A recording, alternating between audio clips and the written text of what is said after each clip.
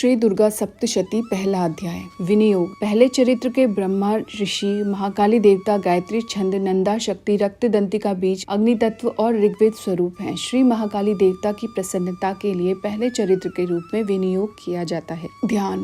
भगवान विष्णु के सो जाने पर मधु और कैटभ को मारने के लिए कमल से पैदा होने वाले ब्रह्मा जी ने जिनकी स्तुति की थी, उन महाकाली देवी का मैं सेवन करता हूँ। मैं अपनी 10 भुजाओं में खड्ग, चक्र, गदा, बाण, धनुष, परीघ, शूल, भुशुंडी, मस्तक और शंख धारण किए हुए हैं। उनके 3 नेत्र हैं। वे अपने तमाम अंगों में आभूषण धारण किए हुए हैं। उनके शरीर की चमक नीलमणि के समान है और वे 10 मुख और 10 पैरों वाली हैं। मार्कंडेय जी बोले, सूर्य के पुत्र सावर्णी जो 8वें मनु कहे जाते हैं, उनकी उत्पत्ति की कथा विस्तार पूर्वक कहता हूँ, सो सुनो। सूर्य पुत्र महाभाग सावर्णी भगवती महामाया के अनुग्रह से जिस प्रकार मनवंतर के स्वामी हुए, वही प्रसंग सुनाता हूँ। पूर्व काल की बात है। स्वरोचिष मनवंतर में सूरत नाम के एक राजा थे जो चैत्र वंश में उत्पन्न हुए थे। समस्त भूमंडल पर उनका अधिकार था। वे प्रजा का अपने औरस पुत्रों की भांति धर्म पूर्वक पालन करते थे। फिर भी उस समय कोला नगरी का नाश करने वाले क्षत्रिय उनके शत्रु हो गए। राजा सूरत की दंड नीति बड़ी प्रबल थी। उनका शत्रु के साथ युद्ध हुआ। यद्यपि कोला विध्वंसी संख्या में कम थे, तो भी राजा सूरत युद्ध में उनसे हार ही गए। तब वे युद्ध भूमि से अपने नगर को लौट आए और केवल अपने देश के राजा होकर रहने लगे। किंतु वहां भी उन प्रबल शत्रुओं ने उस समय राजा सूरत पर आक्रमण कर दिया। राजा का बल क्षीण हो चला था, इसलिए उनके दुष्ट, बलवान एवं भेदी मंत्रियों ने वहां उनकी राजधानी में भी राजकीय सेना और खजाने को हथिया लिया। सूरत का प्रभुत्व नष्ट हो चुका था, इसलिए वे शिकार खेलने के बहाने घोड़े पर सवार हो वहां से अकेले ही एक घने जंगल में चले गए। वहां उन्होंने ब्राह्मण श्रेष्ठ मेधा मुनि का आश्रम देखा। उस आश्रम में अनेकों हिंसक जीव परम शांत भाव से रहते थे। मुनि के बहुत से शिष्य उस वन की शोभा बढ़ा रहे थे। वहां जाने पर मुनि ने उनका आदर सत्कार किया और वे उन मुनि श्रेष्ठ के आश्रम में इधर उधर विचरते हुए कुछ काल तक वहां रहे। फिर ममता के वश होकर वे उस आश्रम में इस प्रकार चिंता करने लगे, पूर्व काल में मेरे पूर्वजों ने जिस नगर का पालन किया था, वही नगर आज मुझे रहित है। पता नहीं दुराचारी सेवक गण उसकी धर्म पूर्वक रक्षा करते हैं या नहीं। जो सदा मद की वर्षा करता था और अति बलवान था, वह मेरा प्रधान हाथी अब शत्रुओं के अधीन होकर न जाने किन भोगों को भोगता होगा। जो लोग मेरी कृपा, धन और भोजन पाने से सदा मेरे पीछे चलते थे, वे निश्चय ही अब दूसरे राजाओं का अनुसरण करते होंगे। व्यर्थ खर्च करने वाले उन लोगों के द्वारा अत्यंत कष्ट से जमा किया हुआ वह मेरा खजाना खाली हो जाएगा। ये तथा और भी कई बातें राजा सूरत लगातार सोचते थे। एक दिन उन्होंने वहाँ विप्रवर मेधा के आश्रम के निकट एक वैश्य को देखा। उससे पूछा, हे सज्जन, तुम कौन हो? यहाँ तुम क्यों शोकग्रस्त और उद्विग्न दिखाई दे रहे हो? राजा सूरत का यह प्रेम पूर्वक कहा हुआ वचन सुनकर वैश्य ने विनीत भाव से उन्हें प्रणाम करके कहा। वैश्य बोला, राजन, मैं धनिकों के कुल में उत्पन्न एक वैश्य हूँ। मेरा नाम समाधि है। मेरे दुष्ट स्त्री पुत्रों ने धन के लालच में आकर मुझे घर से बाहर निकाल दिया है। इस समय धन, स्त्री और पुत्र से वंचित हूँ। विश्वसनीय बंधु बांधवों ने मेरी ही संपत्ति छीनकर मुझे निकाल दिया, इसलिए दुखी हो मैं यहाँ चलाया हूँ। यहाँ रहकर मैं इस बात को नहीं जानता कि मेरे पुत्रों की स्त्री और आत्मियों की कुशल है या नहीं। इस समय घर में वे कुशल से रहते हैं अथवा अकुशल से। वे मेरे पुत्र कैसे हैं? क्या वे सदाचारी हैं अथवा दुराचारी हो गए हैं?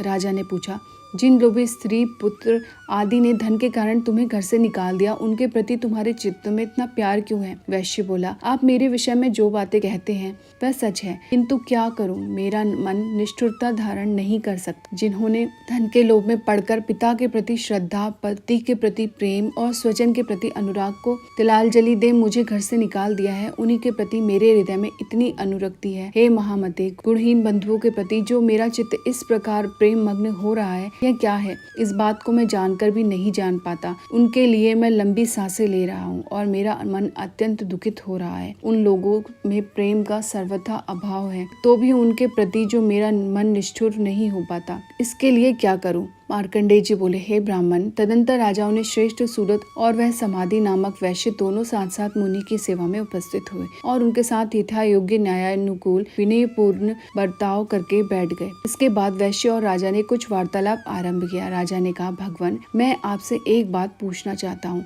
उसे कृपा कर बताइए। मेरा चित्त अपने वश में नहीं है, इसलिए यह बात मेरे मन को बहुत दुख देती है। मुनि श्रेष्ठ, जो राज्य मेरे हाथ से चला गया है, उसमें और उसके संपूर्ण विभागों में मेरी ममता होता ही रही है, यह जानते हुए कि अब मेरा नहीं है। अज्ञानी की भांति मुझे उसके लिए दुख होता है। इसका क्या कारण है? इधर यह वैश्य भी घर से अपमानित होकर आया है, इसके पुत्र, स्त्री और नौकरों ने इसको छोड़ दिया है, आत्मीय जनों ने इसका परित्याग कर दिया है, तो भी इसके हृदय में उनके प्रति अत्यंत स्नेह है। इस प्रकार यह तथा मैं दोनों ही बहुत दुखी हैं, जिसमें प्रत्यक्ष दोष देखा गया है, उस विषय के लिए भी हमारे मन में ममता के कारण आकर्षण पैदा हो रहा है। हे महाभाग, हम दोनों समझदार हैं, तो भी हम में जो मोह पैदा हुआ है यह क्या है? विवेक शून्य पुरुष की भांति मुझ में और इसमें भी मूर्ता स्पष्ट दिखाई देती है। ऋषि बोले, महाभाग, सब जीवों को विषय गोचर होने का ज्ञान है, और हे महाभाग, विषय भी सबके लिए अलग अलग है। कुछ प्राणी दिन में नहीं देखते और कुछ जीव ऐसे हैं जो दिन और रात्रि में बराबर ही देखते हैं। यह ठीक है कि मनुष्य समझदार होते हैं, किंतु केवल वे ही ऐसे नहीं होते। पशु पक्षी आदि सभी प्राणियों में बुद्धि होती है। मनुष्यों का ज्ञान भी वैसा ही होता है जैसा उन मृगों और पक्षियों का होता है।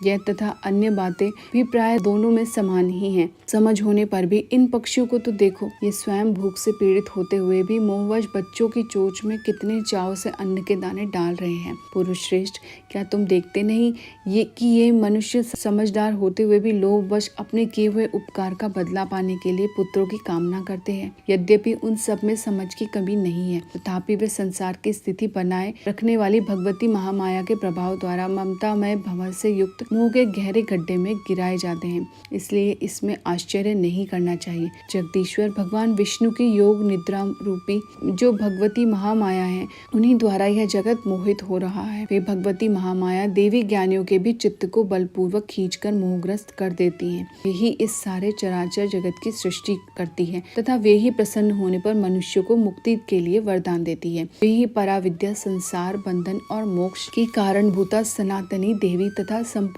ईश्वरों की भी अधीश्वरी है। राजा ने पूछा, भगवान, जिन्हें आप महामाया कहते हैं, वे देवी कौन हैं? ब्राह्मण, उनकी उत्पत्ति कैसे हुई तथा उनके कार्य क्या कौन कौन से हैं? ब्रह्म वेत्ताओं में श्रेष्ठ महर्षि, उन देवी का जैसा प्रभाव हो, जैसा स्वरूप हो और जिस प्रकार पादुभाव हो, वह सब मैं आपके मुख से सुनना चाहता हूँ। ऋषि ने कहा, राजन, वास्तव में तो वे देवी नित्य स्वरूपा ही हैं। संपूर्ण विश्व उन्हीं का रूप है तथा उन्होंने समस्त जगत व्याप्त कर रखा है, तथापि उनका आविर्भाव अनेक प्रकार से होता है। वह मुझसे सुनो। यद्यपि वे नित्य और अजन्मा हैं, तथापि जब देवताओं का कार्य सिद्ध करने के लिए प्रकट होती हैं, उस समय संसार में उत्पन्ना कहलाती हैं। कल्प के अंत में जब संपूर्ण जगत एक ही महासागर में डूब रहा था और सबके प्रभु भगवान विष्णु शेषनाग की शैया बिछाकर योग निद्रा में लीन सो रहे थे, उस समय उनके कानों की मैल से दो भयंकर असुर उत्पन्न हुए जो मधु और कैटभ के नाम से प्रसिद्ध थे। वे दोनों ब्रह्मा जी का व्रत करने को उद्यत हो गए। भगवान विष्णु के नाभि कमल में विराजमान प्रजापति ब्रह्मा ने जब उन दोनों भयानक असुरों को अपने पास मारने के लिए आता और भगवान को सोया हुआ देखा, एकाग्र चित्त होकर उन्होंने भगवान विष्णु को जगाने के लिए नेत्रों में निवास करने वाली योग निद्रा की स्तुति आरंभ की, जो इस विश्व के स्वामिनी, जगत को धारण करने वाली, संसार का भरण पोषण और संहार करने वाली तथा तेज स्वरूप भगवान विष्णु की अनुपम शक्ति है। उन्हीं भगवती निद्रा देवी के भगवान ब्रह्मा स्तुति करने लगे। ब्रह्मा जी ने कहा, देवी, तुम्ही स्वाहा, तुम्ही स्वधा और तुम्ही वष्टकार हो। स्वर भी तुम्हारे ही स्वरूप हैं। तुम ही प्राणदायिनी सुधा हो। नित्य अक्षर प्रणव में अकार, उकार, मकार, इन तीनों मात्राओं के रूप में तुम ही स्थित हो तथा इन तीन मात्राओं के अतिरिक्त जो बिंदु रूपा नित्य अर्ध मात्रा है, जिसका विशेष रूप से उच्चारण नहीं किया जा सकता, वह भी तुम ही हो। देवी, तुम ही संध्या, सावित्री तथा परम जननी हो। देवी, तुम ही इस सकल ब्रह्मांड को धारण करती हो। तुमसे ही इस जगत की सृष्टि होती है, तुम ही से इसका लालन पालन होता है और सदा तुम ही कल्प के अंत में सबको अपना ग्रास बना लेती हो।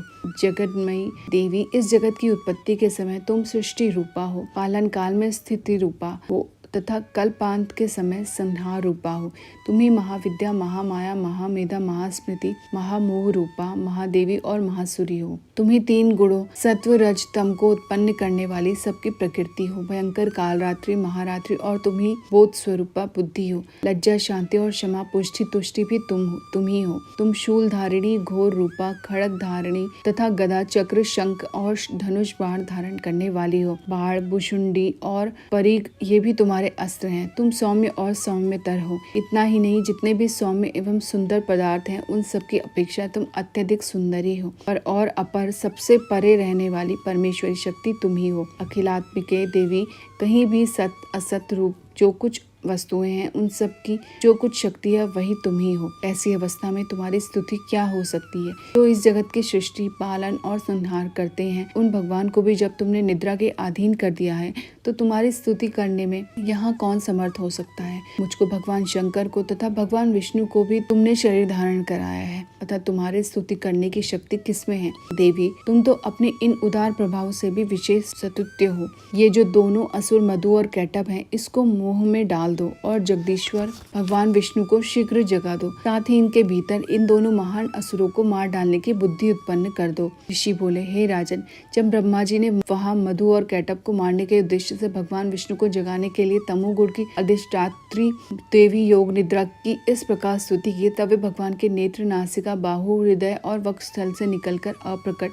जन्म वाले ब्रह्मा जी दृष्टि के सक्षम खड़ी हो गई। योग निद्रा से मुक्त होने पर जगत के स्वामी जनार्दन उस एकार्णव के जल में शेषनाग की शैया से जाग उठे। फिर उन्होंने दोनों असुरों को देखा। वे दुष्ट आत्मा मधु और कैटभ अत्यंत बलवान तथा पराक्रमी थे और क्रोध से लाल लाल आंखें के ब्रह्मा जी को खा जाना चाहते थे। भगवान श्री हरि ने उठकर उन दोनों के साथ 5000 वर्षों तक केवल बाहु युद्ध किया। वे दोनों भी अत्यंत बल के कारण मदोन्मत्त हो रहे थे। इधर माया ने भी उन्हें मुंह में डाल रखा था, इसलिए वे भगवान विष्णु से कहने लगे, हम तुम्हारी वीरता से प्रसन्न हैं, तुम हम लोगों से किसी वर की कामना करो। श्री भगवान बोले, यदि तुम दोनों मुझ पर प्रसन्न हो तो अब मेरे हाथ से मारे जाओ। बस इतना सा ही मैंने वर मांगा है, यहाँ दूसरे किसी वर से क्या लाभ है? ऋषि ने कहा। इस प्रकार धोखे में जाने पर जब उन्होंने संपूर्ण जगत में जल ही जल देखा, तब कमल नेत्र भगवान विष्णु ने कहा, जहाँ पृथ्वी जल में डूबी हुई न हो वहीं हमारा वध करो। ऋषि बोले, तब तथास्तु कहकर शंख, चक्र और गदा धारण करने वाले भगवान ने उन दोनों के मस्तक अपनी जांघ पर